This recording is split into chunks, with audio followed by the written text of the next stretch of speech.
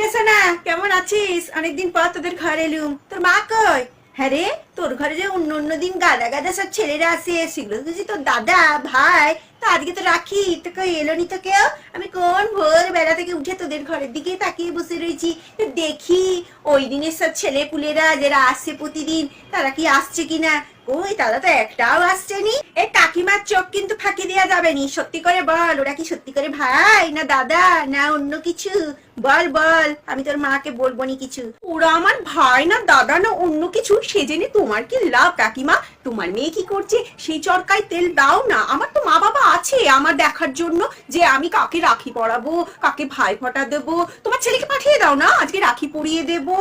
বেশি ভালো বলতে এলাম তো, ওই জন্য বেশি গায়ে জ্বালা ধরেছে। তোর মা কই? ওই তো আসছে। ও বিমলা, এদিকে এসো, তোমার মেয়ে সম্বন্ধে কিছু কথা বলি, এসো।